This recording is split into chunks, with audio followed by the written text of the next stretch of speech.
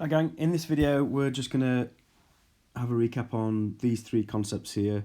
We're going to look at potential difference, current in a little bit more detail, and resistance. We're then going to look at what these look like in a circuit, so using a simple circuit diagram, and then how these are linked by the formula V equals I times R. So potential difference, also known as the voltage, and we can use the term we're going to use the term potential difference, and that's what will come up in your exam and you'll find in your textbooks. But if you use the word voltage in your exam, you won't lose any marks for that. So the definition of potential difference is the work done by the cell or the power source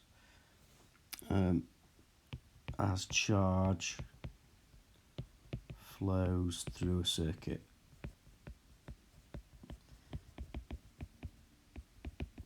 What that means is basically the work done. When we're talking about work done, we're talking about the number of joules.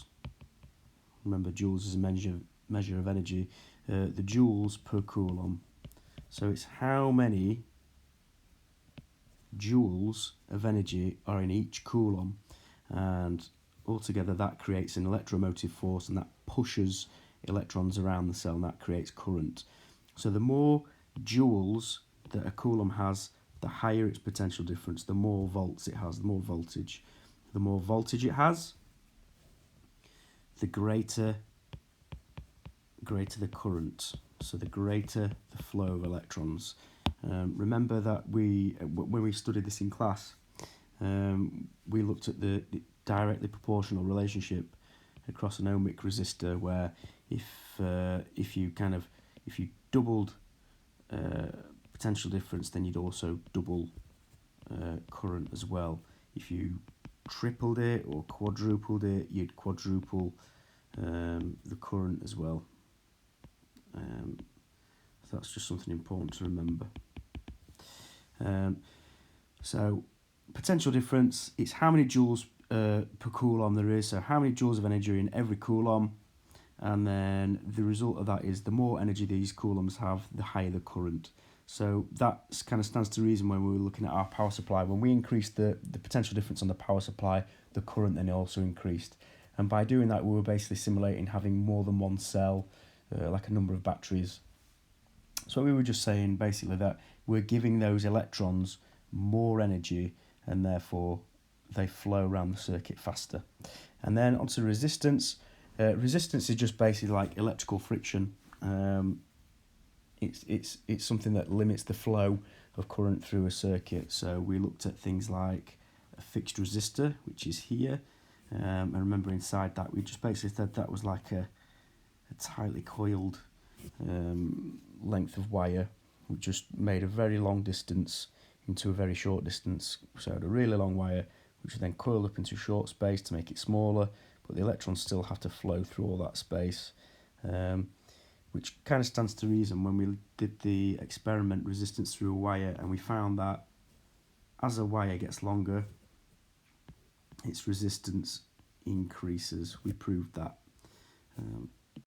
So remember, in terms of calculating resistance, we said that if you had a wire that had a greater diameter than another wire, it would be the wire with the greater diameter which have the least resistance, basically because there's just more space for all that flow to take place. And it would be this one here which would have greater resistance. And we kind of use that analogy of water flowing through a river. If you had a river that kind of flowed like this, and a very thin river, you could see that obviously the big river, there'd be more flow through there. There's just less resistance, there's more space, but you couldn't get the same volume of water in the same period of time flow through this thin river. So that kind of helps us to understand resistance a little bit.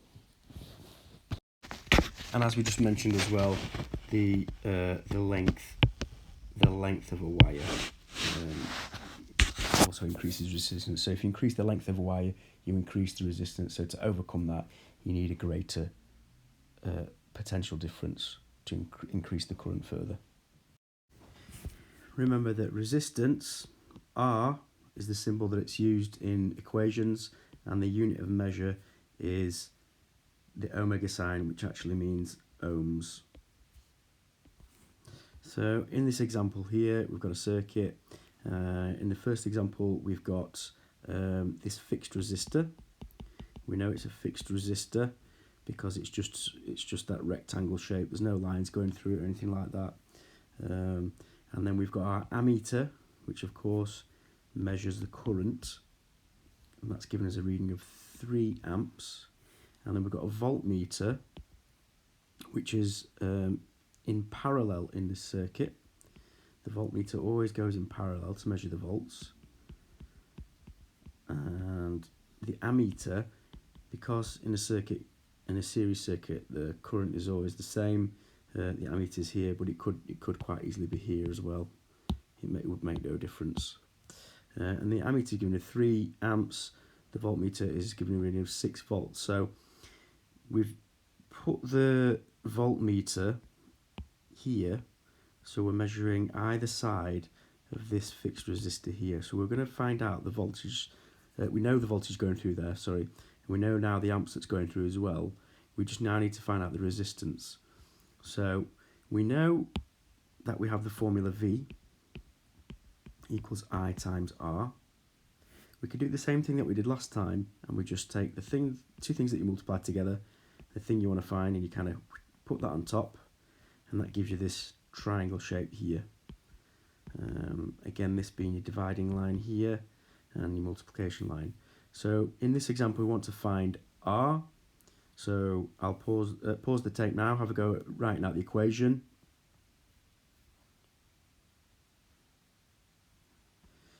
And from that we can figure out that R, the resistance, equals the potential difference divided by the current. So we've now got, it's disappeared. We've got R equals 6 volts divided by 3 amps.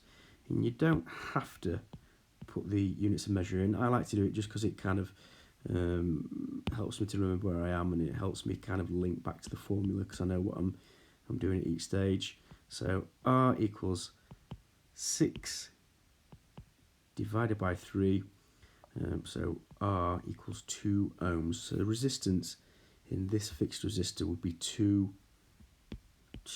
ohms, and I use the ohm symbol there. In another example here, the ammeter is giving us a reading of 3 amps, and the circuit diagram is telling us that this lamp has a resistance of 1.5 ohms. So the only thing that we don't have is V, the potential difference. So that's telling us that we need to do V equals current times resistance. So V equals IR.